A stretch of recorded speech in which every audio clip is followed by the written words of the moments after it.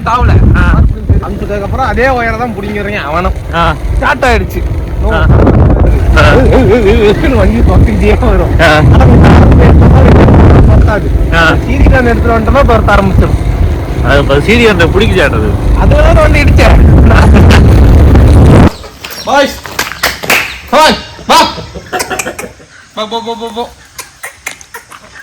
எந்த கோழியை பிடிச்சி பிரியாணி போடுறது? எந்த கோழியும் பிரியாணி நீங்க ஒரு டைம் போட்ட பிரியாணியே போதும்.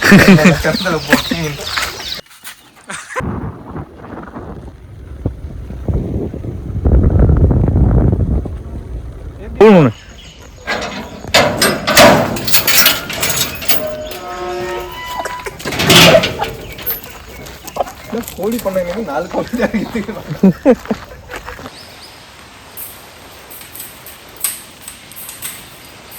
தம்பி போஸ்ட் கொடுத்தாங்க.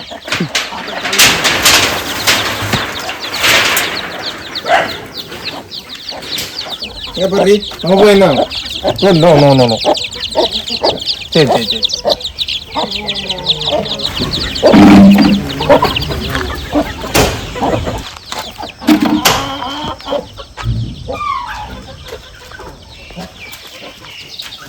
இது வந்தோம்னா இது வந்து நைட்டே வந்து ஊற வச்சிருவோம்.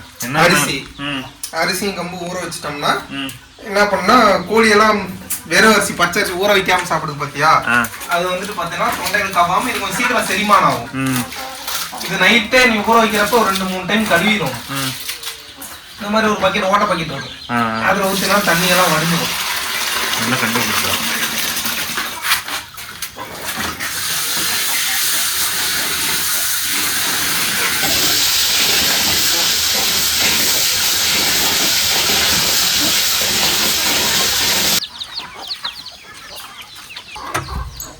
தாண்டி வா கோழிக்கு யூஸ் பண்ணலாம்.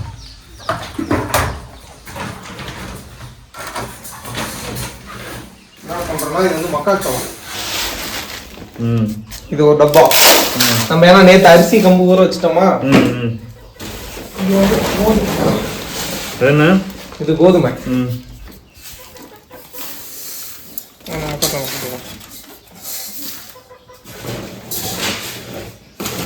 இதெல்லாம் தட்டிட்டோம்னா என்ன மக்காச்சோளமும் கோதுமை கம்பு இன்னொரு இது இருக்கு.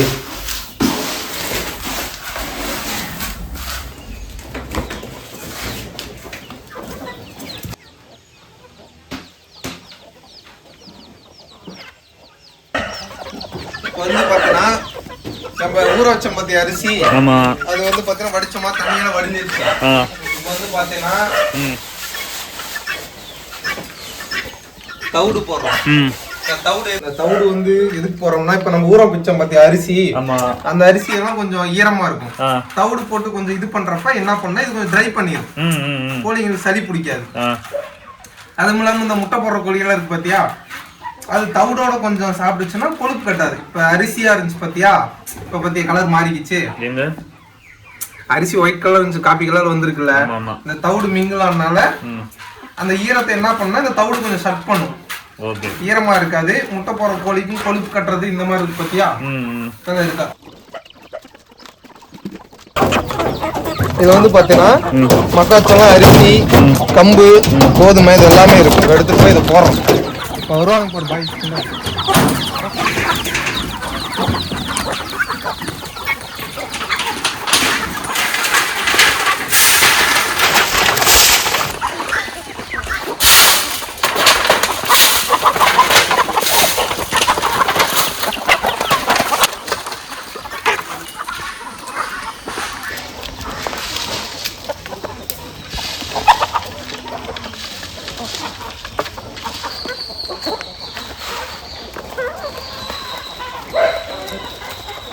இது மட்டும் அந்த நீல வேற கூடியும் அவ்வளவுதான். நான் அப்புறம் சாயந்தரம் வந்தா வேணா கம்பும் அரிசி மட்டும் லைட்டா இறச்சுடுவேன்.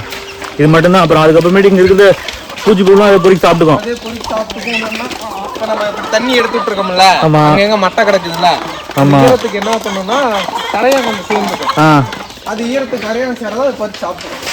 வேற தீனிக்கு நீ வேற எதுவும் பண்றது இல்லையா? அசோலா அந்த இதெல்லாம் பண்ணணும்.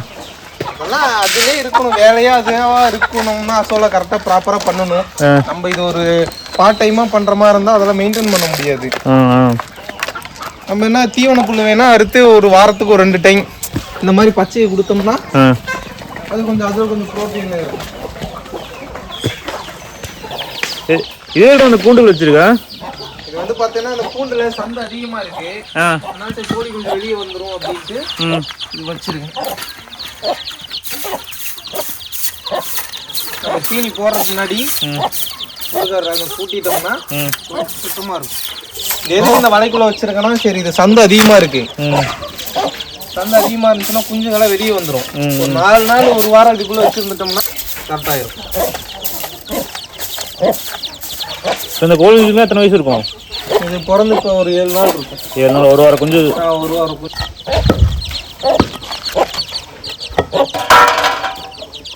இதுக்கு வந்து பார்த்தீங்கன்னா கம்பெனி ஃபீட் தான் நம்ம கொடுக்கணும் குஞ்சுங்களுக்கெல்லாம். ஏன் எதனால? அது கொஞ்சம் செரிமான பிரச்சனை வரும், நம்ம அரிசி இதெல்லாம் குஞ்சுங்களால சாப்பிட முடியாது. அது ஏன்னா மக்காச்சோளமெல்லாம் கொஞ்சம் மொத்தமா இருக்கும், இதா இருந்தா கொஞ்சம் க்ரோத் சீக்கிரமாகும். அப்படியே வெளியே விட்டா அப்படியே விட்டோம்னா ஏதோ தூக்கிடும், பருந்து இந்த ஆமா ஆமா தூக்கிடும். இதாவது பிரச்சனை இல்லை, பறிக்கிற குஞ்சு மட்டும் இது மாதிரி வச்சுக்கலாம். நம்ம தண்ணி தூக்கி உள்ள வச்சுட்டோம், வெளியே வராது. ஒரு வாரம் கழிச்சு நார்மல் கேஜ் இருக்கு, இது வெளியே வச்சு அதுல போட்டுட்டோம்னா வளர்ந்துக்கும். இந்த பரணை எதுடா போட்டிருக்க? இந்த பரணை கோழி உட்கார்றதுக்கு தான் போட்டேன். ஏறி உட்காரு தானே? இதுல உட்காரது எல்லாம் மரத்துல தான் உட்காரும், இதெல்லாம் எதுவுமே உட்காரல. அது மீனும் அங்க உட்காந்துக்கும், எல்லாம் மரத்துல ஏறி உட்காந்துக்குது, அந்த ஷெட்டு மேல உட்காந்துக்குது. இதுல பெருசா 1-2 உட்கார அவ்வளவுதான், மத்தபடி எல்லாம் அந்த மரத்துக்கு இந்த மாதிரி போயிட்டு படுத்துக்கும். இது ஓகே. இப்ப ஏன்னா நம்ம பாதி குஞ்செல்லாம் வெளியே கொடுத்தாச்சு, எல்லாம் சேல் ஆயிடுச்சு. இதுக்கப்புறம் வர்ற குஞ்சு எக்ஸ்ட்ரா ஆக வந்து பார்த்தோன்னா இதுல 1-2 நம்ம மேல ஒரு 2 நாள் மட்டும் அடைச்சுட்டோம்னா அதுக்கப்புறம் ரெகுலரா இதுல உட்கார ஆரம்பிச்சுக்கும். சரி, அடுத்து நம்ம இன்க்ரீஸ் ஆனா இன்னும் மரத்துல ஏறி உட்கார, இதுல எல்லாமே போயிட்டு அங்க வீட்டுக்கிட்ட எல்லாம் போய் படுத்துக்குது. இதா இருந்தா இது மேல ஏறி படுத்துக்கும்ல. இதுல எத்தனை நாள் கோழி குஞ்சு இருக்கு? இதுல வந்து பார்த்தீங்கன்னா 2 மாசம் 20 நாள் ஆனது, இந்த மாதிரி சைஸ்கள் இருக்கு. இது மிக்ஸ் ஆகி தான் உங்களுக்கு இருக்கும், மிக்ஸ் ஆகி தான் இருக்கும். கொடுத்துக்கலாம். கம்பு அரிசி போட மாட்டேன், ஆனா கம்பு இந்த மக்காச்சோளம் கோதுமை மட்டும் கொடுத்துருவேன். அது ஒரு 5 நாள் 20 நாளைக்கு மட்டும் கம்பெனி ஃபீட் கொடுத்துட்டு சாட்டர் கொடுக்கணும், அது குஞ்சு கோழி தீவனம் தான் கொடுக்கணும். அதுக்கப்புறம் ஒரு 1 மாசம் கழிச்சு ஓரளவுக்கு நம்ம கம்பு இல்லைன்னா உடைச்ச கம்பு இந்த மாதிரி கொடுத்தோம்னா இது கொஞ்சம் நல்லா க்ரோத் இருக்கும். அவ்வளோ. இதுக்கப்புறம் இது இன்னும் ஒரு வாரம் போனால் வெளியே விட்டுறலாம், வெளியே மேய்ச்சலுக்கு போயிடும். அதுவும் அந்த பேட்ச் அங்கே இருக்கிறதும் மேய்ச்சலுக்கு போயிடும். ஏதாவது மீதியெல்லாம் இன்னொன்று என்ன ஆச்சுன்னா அம்மையாட்டம் வந்துருச்சு. அதில் கொஞ்சம் அது தப்பு என் மேலே தான், கொஞ்சம் நான் வேக்சின் போடாமல் விட்டுட்டேன். இப்போ எல்லாம் வேக்சின் போட்டு இப்போ கரெக்டாக ப்ராப்பராக இருக்குது, ஒன்றும் பிரச்சனை இல்லை. இதை அடுத்த வெளியே மேய விட்டோம்னா அவ்வளவுதான். இந்த கொட்டாயை வந்து கோழி அடையறதுக்கு முட்டை வைக்கிறதுக்கு இந்த மாதிரி தான் வச்சுது. சரி, நம்ம கிட்ட கேஜ் கொஞ்சம் சேவல் ஒரு 5 சேவல் கிட்ட வந்துருச்சு, அதுக்காக கேஜ் பத்தாததுனால சரி உள்ளுக்கார இந்த குஞ்செல்லாம் இப்போதைக்கு விட்டுருக்கு. அது அடை வைக்கிறதுக்கு அந்த முட்டை அதுக்குள்ள போட்டுருக்கு, தெரியுதா? ஆமா, அந்த ட்ரம்முக்குள்ள அது வந்து கோழி வந்துச்சுன்னா வந்து இது பண்ணிக்கும், முட்டை விட்டுக்கும். கிண்ணிக்கோழி மட்டும் வச்சிருக்கா? கிண்ணிக்கோழி 2 தான் வாங்கிட்டு வந்தேன், அது ஆனா 1 இறந்துருச்சு. அது எப்படி இறந்துருச்சுன்னு தெரியல, குட்டியா இருக்கிறப்ப இறந்துருச்சு. இது நான் சின்னதாலே வாங்கிட்டு வந்தேன். இது மேல ஃபீமேலா? இது வந்து ஃபீமேல், அது குட்டியா இருக்கிறப்ப இறந்துச்சு. இது 1 மட்டும் இருக்கு. இது இன்னொன்னா கிண்ணி கோழியெல்லாம் பண்ணையில் இருக்குது, ரொம்ப ரொம்ப பெனிஃபிட். இப்பயே ஏதோ ஒரு பாம்பு இல்லைன்னா கீரி ஏதாவது ஒண்ணு வருதுன்னா சரி பேர வருது ஏதாவது கேமரா வந்து பேசுறா. இப்போ வந்து பாத்தீங்கன்னா காட்டுக்குள்ள ஏதோ கீரி பாம்பு ஏதோ ஒரு வருதுன்னா அன்வான்டா அது கத்த ஆரம்பிச்சிடும். அது கத்துச்சுன்னா இருக்கிற எல்லா கோழியும் வந்து அலர்ட் ஆயிக்கும். இப்ப வந்து கீரி எல்லாம் வந்துச்சுன்னா இது ஒரு சவுண்ட் விட்டுச்சுன்னா போதும், எல்லா கோழியும் வந்து நாய்கிட்ட வந்து நின்னுக்கும். ஏன்னா வெளியே ஏன்னா கீரி மோஸ்ட்லி உள்ள வர முடியாது, கம்பி எதி இருக்கிறதுனால. அப்பயும் மீறி உள்ள வந்துட்டாலும் இடம் கொஞ்சம் இதாதான சுத்தமா தான் இருக்கு, புல்லுகள் எதுவும் இல்லையா, கீரி மறைஞ்சு வர முடியாது. அதனால கீரியை பார்த்துட்டாலே எல்லா கோழியும் நாய்கிட்ட ஓடி வந்துடும். ஆனா இதோட சவுண்டு கேட்டாலே இருக்கிற எல்லா கோழியும் அலர்ட் ஆயிக்கும். இப்ப வந்து கிண்ணி கோழி வந்து கூர்க்கா மாதிரி. கிண்ணி கோழி பொறுத்தவரையும் ஒருத்தவங்க கோழி வளர்க்குறாங்க அப்படின்னா மோஸ்ட்லி கிண்ணி கோழி ஒரு 2 கோழியாவது இருக்கிறது அவங்களுக்கு ரொம்ப ரொம்ப பெட்டர். ஏன்னா அதோட சவுண்டே டிஃப்ரெண்டா இருக்கும். அது கத்துச்சுன்னா வர்ற ஏதோ கீரியோ வருது பாம்போ வருதுன்னா அதே கொஞ்சம் அலர்ட் ஆகி பயந்துக்கும்.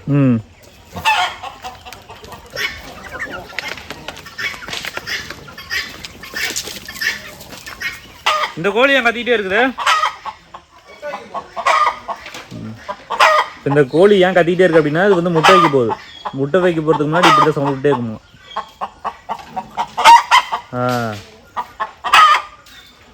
இப்போ இந்த கோழிக்கு டெலிவரி ஆக போகுது. மோஸ்ட்லி நம்ம கோழிக்கு இந்த தண்ணி வைக்கிறோம் பார்த்தீங்களா, தண்ணி வைக்கிறது வந்து பார்த்தீங்கன்னா எப்பயுமே வந்து பார்த்தீங்கன்னா அதில் ஏதாவது குடிக்கிற தண்ணியில் நம்ம அதுக்கான இம்யூனிட்டி பவருக்கு ஏதோ ஒன்று கொடுத்தா தான் நோய் வர்றது, இந்த சளி பிடிக்கிறது, இந்த இஷ்யூ எல்லாம் வராது.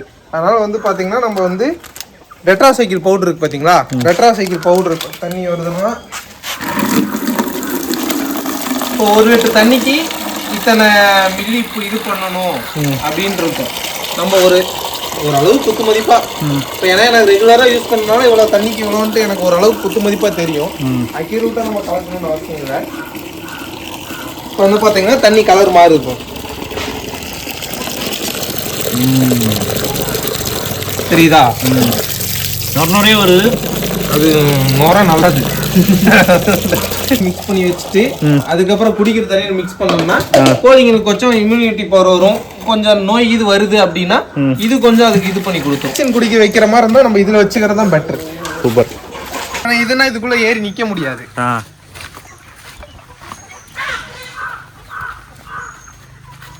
இந்த தொட்டி இது டெய்லியும் கழுவி வச்சிடும். நான் ஆல்ரெடி எல்லாம் கழுவிட்டேன், ஆனால் வீடியோவில் காட்டுறேன். வச்சிட்டோம்னா இது குடிச்சிடும். இந்த தொட்டிலையும் ஊற்றி வச்சுருவேன். பட் ப்ளஸ் லிவர் டானிக்கு அது டபால் இருக்கும். பட் ஆனால் நான் இதில் போட்டுக்கிட்டேன். இது வந்து உள்ளுக்கிற கொட்டாய்க்குள்ள குஞ்சு பார்த்தோம் பார்த்தியா? ஆமாம். அது இதே பாரு எப்படி கலர் மாறும் பாரு. இந்த மருந்து ஊற்றினோம்னா தண்ணி ஒயிட்டாக இருக்கா? ஆமாம். இது வந்து உள்ளுக்கிற கொட்டாய்க்குள்ள ஒரு குஞ்சு வச்சிருந்தோம் பார்த்தியா?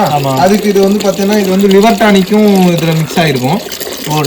லிவர் டானிக்கு போட்டு. ஆமாம் ஆமாம். லிவர் எப்படின்னா அது வந்து இப்போ வந்து அது வந்து இதுங்க வந்து வெளியே அலையிறனால மோஸ்ட்லி எல்லாம் செரிமானம் ஆயிரும். அது வந்து கொட்டாய்க்குள்ளே இருக்கு குஞ்சுங்கள்லாம். இப்போ அதுக்கெல்லாம் போட்டது கம்பு, மக்காச்சோளம், கோதுமை தான் போட்டோம். அரிசி ஆனால் அதுக்கு நம்ம போட கிடையாது. ஆனால் இதுக்கெல்லாம் அரிசி போட்டோம், இது போட்டோம். அது கொஞ்சம் இதுங்கெல்லாம் சாப்பிட்றப்ப கொஞ்சம் குஞ்சுங்களுக்கு செரிமானம் ஆகும்னு வச்சுக்கோ. டக்குன்னு இது பண்ணிக்கிட்டோம்னா ஏன்னா மோஸ்ட்லி வந்து பார்த்தீங்கன்னா இப்படி வெளியே அலையிற கோழியும் பிரச்சனை இல்லை. அது நடக்கிறதுலே பாதி இது செரிமானம் ஆயிரும், பறிக்கிறதுல செரிமானம் ஆயிரும். ஆனால் நம்ம கொட்டாய்க்குள்ளே இருக்கிறதெல்லாம் வந்து பார்த்தீங்கன்னா நடக்கிறதுக்கு வழி இல்லை, பறிக்கிறதுக்கும் பெருசாக வழி இல்லை. அதனால நம்ம இந்த மாதிரி தண்ணியில் கொஞ்சம் மிக்ஸ் பண்ணி வச்சிட்டோம்னா அது கொஞ்சம் செரிமானம் ஆகுது, கொஞ்சம் ஈஸியாக இருக்கும்.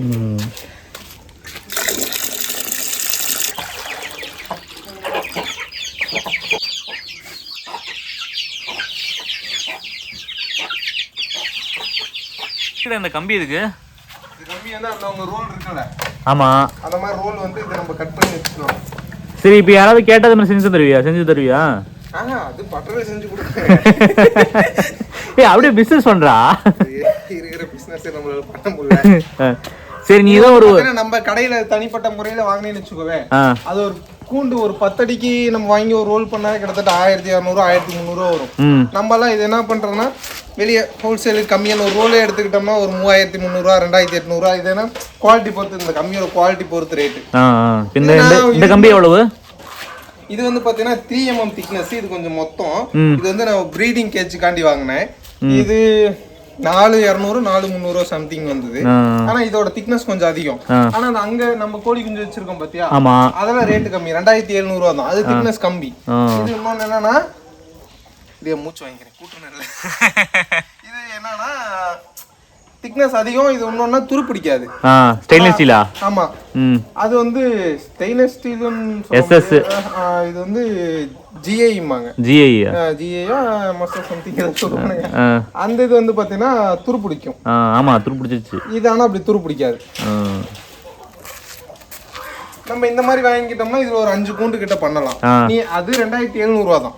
அதுல கிட்டத்தட்ட நம்ம ஒரு, ஆனா நீ மோஸ்ட்லி நம்ம ஒரு சிக்ஸ் விடணும், ஒரு சேவல் விடணும்னா எனக்கு தெரிஞ்சு அது பெட்ரு. நான் இது எதுக்காண்டி இவ்வளவு ரேட்டு, சரி இந்த திக்னஸ் கொஞ்சம் நமக்கு அதிகமா வேணும்னு எதுக்காண்டி வாங்கினேன்னா, தோட்டத்துல வந்து இப்போ ஒரு நான் ப்ரீடிங் கேஜ் பண்றப்ப நான் கொஞ்சம் அகலமா பண்ணணும். 20 அடிக்கு பண்ணணும். தோட்டத்துல வைக்கிறப்ப நம்ம இப்ப தண்ணி பாய்க்கிறோம், அந்த ஈரக்காத்து போடும், மழை பெய்யும். மத்தபடி அங்க இருக்கிற வீட்டுல இருக்கிற சேவல்லாம் வந்து பார்த்தோன்னா ஷெட்டுக்குள்ளதான் இருக்கு. அதுல நம்ம தண்ணி பட இது பண்ண சான்ஸ் கிடையாது. ஆனா இங்கெல்லாம் கம்பல்சரி மழைகள்லாம் பெஞ்சுன்னா கேஜ் நலையும் ஆகும். அதனால நம்ம கொஞ்சம் இது இந்த இது டைப்ல எடுத்துக்கலாம். கொஞ்சம் ப்ரீடிங் கொஞ்சம் லை. ஏன்னா நம்ம அந்த கூண்டு எங்க வேணாலும் நிறுத்தலாம். இது நம்ம பெருசா அகலமா பண்ணோம்னா இது எல்லா இடத்துலயும் கொண்டு போய் வைக்க முடியாது. அதான் திடீர்னு நம்ம அந்த கொட்டாய்க்குள்ளயும் வச்சுக்கலாம், எங்கேயாவது உள்ளுக்கார நலையுதுன்னா கூட ஷெட்டுக்குள்ள கூட எடுத்துட்டு போய் வச்சிடலாம். ஆனா இது நான் ஒரு பிளானே வந்து பாத்தீங்கன்னா இது 20 அடிக்கு அகலம், உள்ளுக்கார 6 அடி விட்டம் வர மாதிரி. அதெல்லாம் 3 அடி தான் விட்டம். 6 அடிங்கிறப்ப இதை நம்ம கொட்டாய்க்குள்ள கொண்டு போக முடியாது. அதனால சரி இதுல துரு பிடிக்காத ஒண்ணு போட்டுக்கலாம், ஹெவியா கொஞ்சம் போட்டுக்கலான்ட்டு தான் இது கொஞ்சம் ரேட் அதிகம். அதெல்லாம் ரேட்டு கம்மி. ஃபர்ஸ்ட் கோழி வளர்க்கணும்னு நினைச்சாங்கன்னா அது எனக்கு ஃபர்ஸ்ட் இவ்வளவு ஒரு 4-5 சேவல் இருக்கு, எனக்கு பறிக்கிற குஞ்சு வெளியே வராம பாத்துக்கணும்னா நீ அது பண்ணிக்கலாம். அது 2700 2800 தான் வரும். கோயம்புத்தூர்ல மாருதி ஒயர் நெட்டிங் கூட ஒரு கம்பெனி, அங்கதான் நான் வாங்கினேன், அங்க கூட வாங்கிக்கலாம். அங்க நம்ம கொரியர் போட்டு விட்டுருவாங்களா? அவங்க கொரியர் போட்டுருவாங்க. மேட்டூர் நமக்கு ஒரு பெரிய வேலையே என்ன வேலை? கோழிப்பீ கூட்ட போறோம். இது கூட கோழிப்பீ கூட்டதான் வீடியோ எடுக்கணும். இல்ல எடுக்கலாம் போ.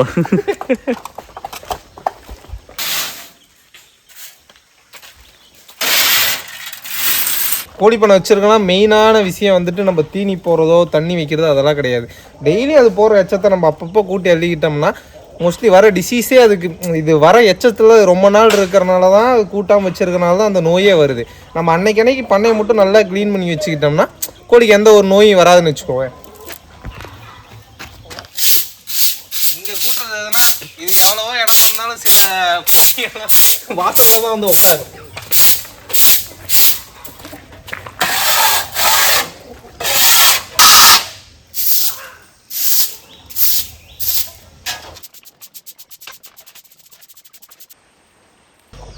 என்ன பண்ண? அது ஒரு கோழி கொஞ்சம் மர்கை ஆயிடுச்சு, உடம்பு சரியில்லாம இருந்தது. ஓகே, மெடிசன் குடிச்சு பார்த்தா ஒன்றும் ரெக்கவரி ஆகல. சளி கிளைமேட்டுக்கு செட் ஆகல. சளி பிடிச்சி நான் ஒரு 2 நாள் பார்க்கல, குறாத்திக்கிட்டு இருந்துச்சு. சரி இப்போ 2 நாள் அடைச்சி வச்சு மருந்து கொடுத்தோம், ஆனால் ரெக்கவரி ஆகல, அது இறந்துருச்சு. அவ்வளோதான், முடிச்சேன். கோழி வச்சிருக்கோம்னா அந்த கோழியோட இறப்புங்கிறது நார்மல் தான். அது வந்து நம்ம ஏற்றுக்கிட்டு தான் ஆகணும். ஐயோ ஒரு கோழி வச்சுருக்கோமே அது செத்து போச்சுங்கிறதெல்லாம் கிடையாது. நம்ம ஒரு கோழி 2 கோழினா பர்டிகுலராக எல்லாத்தையும் ஈஸியாக கவனிச்சிடலாம். நம்ம ஒரு 100 கோழி ஒரு 50 கோழி ஒரு பண்ண லெவலில் நம்ம பார்க்குறப்ப அது 1-2 மிஸ் ஆகும். இந்த இழப்பு எல்லாத்துக்கும் வரும். அந்த இழப்பு ஒரு கோழிக்கு இப்படி வந்துருச்சுன்னா மித்த கோழிக்கு அது பரவாமல் பார்த்துக்கணும். அது ஒன்று எடுத்து தனியாக வச்சிடணும். ஏன்னா அதுக்கு ட்ரீட்மெண்ட் என்னவோ தனியாக வச்சு நம்ம கொடுக்க ஆரம்பிச்சிடணும். இல்லை அப்படின்னா டோட்டல் எல்லா கோழிக்கும் வந்துடும். அந்த கோழியெல்லாம் நான் தனியாக வச்சு தான் ட்ரீட்மெண்ட் பண்ணிக்கிட்டு இருந்தேன். பட் இருந்தாலும் அதை காப்பாற்ற முடியல. அது ஏன்னா இன்னொன்று அது என்ன இதுனா அது பிறந்ததுலேருந்தே வந்து பார்த்தீங்கன்னா அது இம்யூனிட்டி பவர் கொஞ்சம் அது கம்மியாக தான் இருந்தது. அதோட வளர்ந்த குஞ்செல்லாம் நல்லா க்ரோத் ஆச்சு. இது ஆனால் க்ரோத் கம்மியாக தான் இருந்துச்சு. தீனி எடுக்கிறதும் சரி அந்த ஆக்டிவிட்டி அது இருக்கிற சுறுசுறுப்பு இந்த கோழி கிடையாது. திடீர்னு கிளைமேட் சேஞ்ச் ஆகும், கோழி டல்லாச்சு. நானும் வேக்சினேஷன் எல்லாம் போட்டு பார்த்தேன், பட் குறைக்கல. முடிஞ்சது, முடிச்சா அவ்வளோதான். ஃபீல் பண்ணிட்டு இருக்கியா? கண்ணு கலங்குதா? கண்ணு இல்லையா, எறும்பு ஓடுதியா? ஃபீல் பண்ணணும்னா நம்மள டெய்லியும் உட்காந்து ஃபீல் பண்ணணும். கோழி பண்ணை வச்சிருக்கவங்க எல்லாம் சரி கோழி பண்ணை வச்சிருந்தா லட்சங்கள்லாம் சம்பாதிக்கலாம்னு சொல்லிட்டு இருக்காங்களா? ஆமா, நானே ஐடில ஒரு 1 லட்சம் சம்பாரிச்சுட்டு தான் இருந்தேன். அப்படியே தான் அதுக்கப்புறம் இந்த வேலைக்கு வந்தேன். இது பரவாயில்லையாப்ப ஐடியோட? அது பரவாயில்ல. ஐடில 1 லட்சம் சம்பாரிச்சேன், இங்க 1 லட்சம் செலவு பண்ணிக்கிட்டு இருக்கேன். வேற ஒண்ணும் இல்ல. கோழி பிஸ்னஸ் பண்றது பிரச்சனை இல்லை, இதுல வருமானம் எல்லாம் இருக்கு. ஆனா பக்கா பிளானிங்ல பண்ணணும். எல்லாமே நம்ம ஒரு பெரிய செலவு பண்ணி தான் பண்ணணும்னு நினைச்சோம்னா அது கம்பல்சரி முடியாது. இப்போ நான் வந்து பார்த்தீங்கன்னா பியூர் பெருஞ்சாதி பண்ணிக்கிட்டு இருக்கேன். இது வந்து எல்லாமே வந்து சண்டைக்கு போகிறதுங்கிறப்ப நீங்கள் வந்து 1 கிலோ கறி எவ்வளோக்கு வாங்குவீங்க? நாட்டுக்கோழி 550 ரூபா 600 ரூபா 550 ரூபா 600 ரூபா வாங்கிங்க. நான் வந்து என்ன பண்ணேன், இப்போ எல்லாமே வந்து என்னோட சண்டை சேவல் தான். சண்டை சேவலும் விடையும் அதுக்கேற்ற மாதிரி தான். நான் வந்து என்கிட்ட இருக்கிற ப்ரீட் வரும், என்கிட்ட இருக்கிற விடையும் கொஞ்சம் காஸ்ட்லி தான். நான் மினிமம் ஒரு சேவல் 5000 ரூபாய்க்கு கொடுப்பேன். 3000 ரூபாய்க்கு கம்மியாக கிடையாது. 3000 to 10,000 வரையும் நம்மக்கிட்ட போகும்னு வச்சுக்கோங்களேன். அந்த 3000 to 10,000 போகிறப்ப நீங்கள் ஒரு 10,000 ரூபாய்க்கு ஒரு கோழி பண்ண கறி விலையில் விற்கணும்னா எத்தனை கோழி விற்கணும்? கிலோ ஆவரேஜ் 500 ரூபா வச்சாலும் நம்ம 10,000 ரூபாய்க்கு 20 கோழிக்கிட்ட விற்கணும். அந்த 20 கோழிக்கான தீவனம் எவ்வளோ? அது அதிகம். ஆனால் நான் ஒரு கோழி ஒரு சேவல் நான் 10,000 ரூபா கொடுக்குறேன் அப்படிங்கிறப்ப அதுக்கு அந்த ஒரு கோழிக்கான தீவனம் 20 கோழிக்கான தீவனத்துக்கு சமம் ஆகாது. ஆனால் இதில் என்ன, நான் ஃபஸ்ட்டு இன்வெஸ்ட்மெண்ட் பண்ணி நான் அதுக்கேற்ற ப்ரீடரு அதுக்கேற்ற விட இதெல்லாம் நான் செலவு பண்ணியிருக்கேன். அது சும்மா சொல்லக்கூடாது, அது பண்ணியிருக்கேன். இப்போ நான் ஒரு கோழி எனக்கு ஒரு 3000 ரூபாய்க்கு போகுது, ஒரு மினிமம் ஒரு 5000 ரூபாய்க்கு போகுதுன்னா நான் வந்து அதில் ஒரு 10 கோழி கிலோ 500 ரூபாங்கிறப்ப நான் ஒரு கோழி வந்து ஒரு 2 கிலோ வருதுன்னு வச்சுக்கோங்க. அது 6 மாதத்துக்கு 6 மாதம் 5 மாதம் அப்புறம் தான் அந்த கோழி 2 கிலோவே வருது. நான் அந்த 6 மாதத்துக்கு ஒரு கோழிங்கிறப்ப 5 கோழி வளர்த்தா தான் அந்த 5000 என்னால் பூர்த்தி பண்ண முடியும். ஆனால் நான் இது ஒரு சேவல் நான் 5000 கொடுக்குறேன்னா அதுக்கேற்ற மாதிரி நான் என் பிஸ்னஸை மாற்றிக்கிட்டேன், அவ்வளோதான். ஏன்னா ஒரு 20 கோழி 100 கோழி வளர்க்குற இடத்துல நான் 30 கோழி 40 கோழி தான் வளர்க்குறேன். அந்த 100 கோழிக்கான அளவு நான் 30 கோழிலே நான் பூர்த்தி பண்ணிக்கிறேன். இதுலேயும் இன்வெஸ்ட்மெண்ட் இருக்குது, இதுலேயும் லாஸ் இருக்குது. நான்லாம் 10,000 15,000 வாங்கிட்டு வந்த சேவல் 2 நாளில் இறந்துருக்கு. அதுலேயும் லாஸ் இருக்குது. எல்லா பிஸ்னஸ்லையும் லாஸ் இருக்குது. எல்லாமே ஒரு ப்ராப்பராக நம்ம பண்ணணும்னா எல்லா விஷயத்தையும் சக்ஸஸ் பண்ணலாம். இது இன்னொன்றுனா எனக்கு வந்து இந்த விஷயம் பார்ட் டைம் தான். என்னோட ஃபுல் டைம் வேலையே வேறு. இது ஒரு பார்ட் டைம் பண்ணிக்கிட்டு இருக்கனால எனக்கு இது பெருசாக ஒன்றும் இப்போ தெரிஞ்சுக்கல. இன்றைக்கே இருக்குன்னா நான் மோஸ்ட்லி இந்த விடையெல்லாம் வருதுன்னா கோழிக்கு தீனி இல்லை அப்படிங்கிற பட்சத்தை என்ன பண்ணுவேன்னா 2 விடையை பிடிச்சிட்டு போயிடுவேன். அப்படி நான் சண்டைக்கு தான் சேவல் கொடுக்கணும். விடையெல்லாம் வந்து மோஸ்ட்லி வெளியே கொடுக்க மாட்டோம். ஏதாவது ரொம்ப பழக்கப்பட்டவங்க கேட்டாங்கன்னா விடையை கொடுப்போம். அப்படி இருக்கிறப்ப என்ன பண்ணோன்னா ஒரு கோழி கறிக்கு எடுத்துகிட்டு போனால் கிலோ 450 ரூபா 500 எனக்கு கொடுப்பாங்க. அந்த ஒரு கோழி எடுத்துகிட்டு போனால் ஒரு விடை ஒரு 2.5 கிலோ 2 கிலோ வரும். ஒரு 1200 அந்த 1200 ஒரு 2 கோழி எடுத்து போனால் 2500 ஆச்சு. அதுக்கு நான் தீனி எடுத்து வந்து வாங்கி வச்சிருவேன். அந்த 2500 தீனி அப்படிங்கிறப்ப எனக்கு ஒரு 20 நாள் 30 நாள் வர்றப்ப நான் வந்து தீனியோட காசை நான் கோழியை வச்சே பூர்த்தி பண்ணிக்கிறேன். நான் சம்பாரிச்சு வந்து எடுத்து வந்து இதில் போகிறேன். இது சம்பாரிச்சு வந்து போகிறதும் இருக்குது. எல்லா மாதமும் அதே மாதிரி சக்ஸஸாக கரெக்டாக ப்ராப்பரெல்லாம் போகாது. ஏதோ ஒரு மாதம் நம்மக்கிட்ட குஞ்சுங்க திடீர்னு இந்த இப்போ பார்த்தீங்களா ஒன்று இறந்துருச்சு. அந்த இறக்குறப்ப நமக்கு ஏதோ ஒரு மாதம் அப்படி அடி வாங்கும். இப்போ இன்றைக்கி 1 போச்சு, திடீர்னு நாளைக்கு ஒரு 10 போகும். நம்ம என்ன தான் கரெக்டாக ப்ராப்பராக இருந்து RDVK போட்டு பண்ணினாலும் சில இழப்புகள் வரதான் செய்யும் கோழி விஷயத்துலலாம். அப்படி அந்த விஷயம் அந்த மாதிரி டைமில் என்ன பண்ணால் நம்ம கையில் வச்சுருக்க காசு தான் போட்டு ஆகணும். ஆனால் இதில் நம்ம போடுறது மட்டும் இல்லாமல் இதில் லாபம் எடுக்க தான் பார்க்கணும். இப்போ நம்ம இன்றைக்கி ஒரு 2000 நான் சம்பாரித்த காசு தூக்கி உள்ளுக்கார போட்டுட்டேன்னா அந்த 2000 இந்த கோழியில் எப்படி எடுக்கணும்னு தான் நான் பார்க்கணும். அதே மாதிரி தீனி வாங்குறோன்னா நீங்கள் வாரம் மாதம் இப்படி வாங்கிறத விட்டு என்னோட ஒப்பீனியன் என்னென்னா நீங்கள் ஒரு 10,000 இருக்குன்னா கம்முன்னு அந்த 10,000 தீனி வாங்கிட்டு வந்து ஒரு 2 மாதத்துக்கான தீனியை மொத்தமாக வாங்கிட்டு வந்து வச்சுருங்க. இந்த வாரத்துக்கு இந்த கம்பு போதும், இந்த வாரத்துக்கு இந்த மக்காச்சோளம் போதும்னு நம்ம பண்ணணும்னா அது நமக்கு பெரிய ப்ராஃபிட் வர மாதிரியே தெரியாது. சம்பாதிக்கிற காசு எடுத்து வந்து போட்டு, ஏன்னா இது 1 வருஷம் கழிச்சு ஒரு 8 மாதத்துக்கு கழிச்சு தான் கறிக்கே நம்ம விற்க போக முடியும். நான் கறிக்கே சொல்கிற மாதிரி இருந்தால் சொல்கிறேன். அப்படிங்கிறப்ப நீங்கள் என்ன பண்ணுவீங்க, இங்கே வேலைக்கு போவீங்க, இங்கே எடுத்து வந்து தீனி வாங்கி போடுவீங்க, மறுபடியும் அது விற்கிறப்ப என்ன பண்ணுவோம் நமக்கு இது பெருசாக இருக்கிற மாதிரி தெரியாது. ஆனால் ஒரு டோட்டலாக நீங்கள் ஒரு 10,000 வாங்கிட்டு வந்து ஒரு எக்ஸாம்பிள் சொல்கிறேன், 5000 கூட நீங்கள் ஒரு 2 மாதத்துக்கு கூட இருக்கிற மாதிரி வாங்கிக்கலாம். எங்கே ஃபஸ்ட்டு தீனி கம்மியாக இருக்கோ அதை பார்த்து வாங்குங்க. இப்போ நான் சொல்லப்போனால் நான் லோக்கலில் வாங்குற மாதிரி இருந்தால் கம்பு ஒரு ரேட்டு, அதே நான் டவுனுக்குள்ளே நாமக்கலுக்குள்ளே போயிட்டுனா எனக்கு கம்பு 24 ரூபா 23 ரூபா தான், இந்த 25 ரூபா சம்திங் தான். ஒவ்வொரு நாள் கொஞ்சம் மார்க்கெட் நிலவரப்படி அது மாறும். ஆனால் இங்கே வந்து 30 ரூபா எங்கள் ஊருக்குள்ள, ஏன்னா அவங்க அங்கே வாங்கிட்டு வந்து இங்கே ரீசேல் பண்ணுறாங்க, அங்கே ஹோல்சேல்.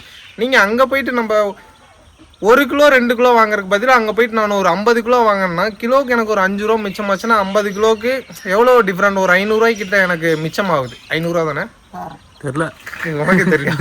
சரி, ஓகே.